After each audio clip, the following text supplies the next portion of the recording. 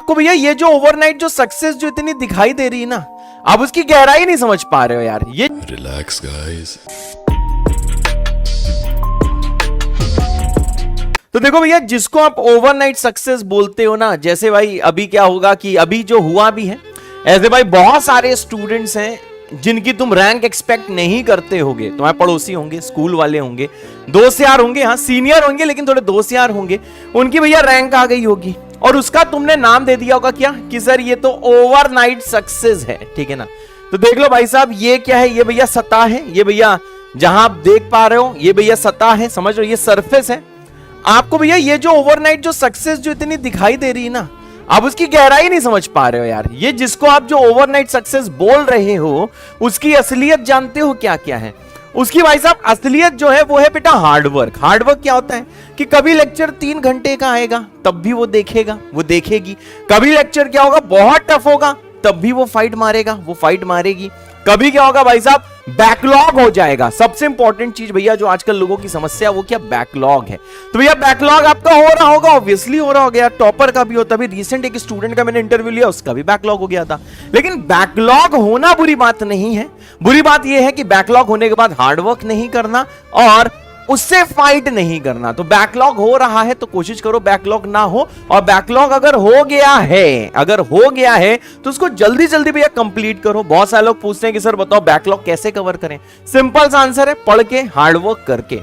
अब आता है भैया सैक्रिफाइस। यस, आपका बैकलॉग क्यों नहीं कवर हो पा रहा है? क्योंकि आप सैक्रिफाइस नहीं करने को तैयार हो यार।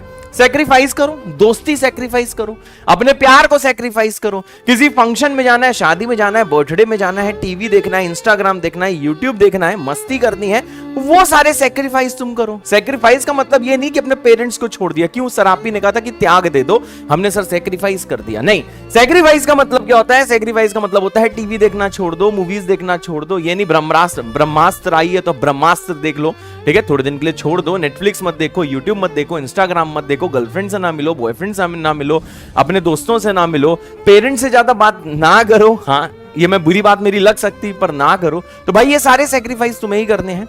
Numerous failed attempts. सर ये न्यूमरस फेल्ड अटेम्प्ट का मतलब क्या है? बहुत सारे लोग बोलते हैं अच्छा सर आईआईटी का एग्जाम देंगे हम फेल हो जाएंगे। अच्छा ये चलता है? नहीं। न्यूमरस फेल्ड अटेम्प्ट का मतलब क्या है? जब अभी आप सवाल करते हो कि आपसे नहीं होता होगा यार, सॉल्यूशन देख के लगता होगा कि सर सवाल हो गया, वैसे आपसे सवाल नहीं होता होगा। तो देखो भैया, जब आप जेईई की तैयारी करते हो, ये जो पूरा साल आप बहुत बार फेल होगे, मतलब बहुत सारे क्वेश्चन ऐसे होंगे जो आपसे नहीं होंगे, आप बेटा बहुत बार फेल होगे। इसे बोलते हैं numerous failed attempts. JEE advance और मेंस होने से पहले जितनी बार फेल होना है हो लो। हाँ, यहां पे घर में भैया जब प्रैक्टिस करते हो, क्लास में सवाल नहीं हो रहा है, आप जितनी बार बेटा फेल हो सकते हो आप हो लो। उसी को बोलते हैं न्यूमरस फेल्ड अटेम्प्ट, समझे ना? इसे बोलते हैं जो अभी आप फेस कर रहे हो, जिसमें कि जेईई एडवांस के दिन तुम फेल ना हो, मेंस के दिन बेटा तुम फेल ना हो। फिर आता है डिसअपॉइंटमेंट। बहुत डिसअपॉइंटमेंट होता होगा, कभी कभार ऐसा होता होगा कि यार हम लोग लेक्चर भी लंबा दे देते हैं, कवर नहीं हो पाता होगा। कभी कभार आपकी तबीयत खराब हो जाती होगी, कभी कभार बेटा आप डीमोटिवेट हो जाते होंगे, कभी कभार आपका स्ट्रेस लेवल बहुत हाई हो जाता होगा, कभी कभार लोग आके उल्टा सीधा सुना के चले जाते होंगे। आपको भाई डिसअपॉइंटमेंट होगा क्योंकि आप दिल से सच्चे हो, आप रैंक लाना चाहते हो। लेकिन भैया सड़क में चलता कोई भी आपको डिसअपॉइंटमेंट दे सकता है। आपसे आप फेल हो रहे हो, बार बार डिसअपॉइंटेड होगे। हाँ, आप सेक्रीफाइस करोगे उसमें भी डिसअपॉइंटमेंट आएगा, हार्डवर्क करोगे हाँ उसमें भी बेटा डिसअपॉइंटमेंट आता है। ये सारी चीजें होंगी भाई साहब, तब जाके आपको ओवरनाइट सक्सेस मिलेगी, जिसको लोग ओवरनाइट सक्सेस बोलेंगे।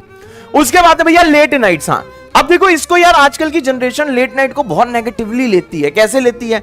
हम सर रात में पढ़ना स्टार्ट करेंगे। लेट नाइट का मतलब क्या? हम रात में 2 बजे पढ़ना स्टार्ट करेंगे, 2 से 3 पढ़ लिया, हमारी लेट नाइट हो गई।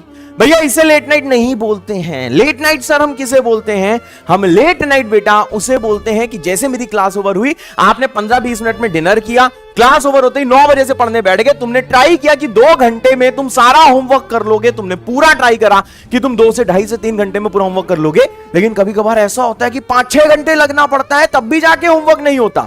मतलब भाई लेट नाइट हो गई। मतलब कोशिश करना है कि 11-12 बजे से पहले रात में होमवर्क हो जाए, जिसमें कि तुम 12 से 6 सो लो, फिर से सुबह से 6 बजे से पढ़ना स्टार्ट कर दो। तो भैया लेट नाइट इसे बोलते हैं कि आप लेट नाइट करना नहीं चाह रहे हो, लेकिन आप शाम से बैठ के पढ़ रहे थे, इतनी मेहनत कर रहे थे कि लेट नाइट हो गई, उसे बोलते हैं late night. Late night study की नहीं बात कर रहा हूं कि रात में 2 बजे पढ़ना स्टार्ट किया।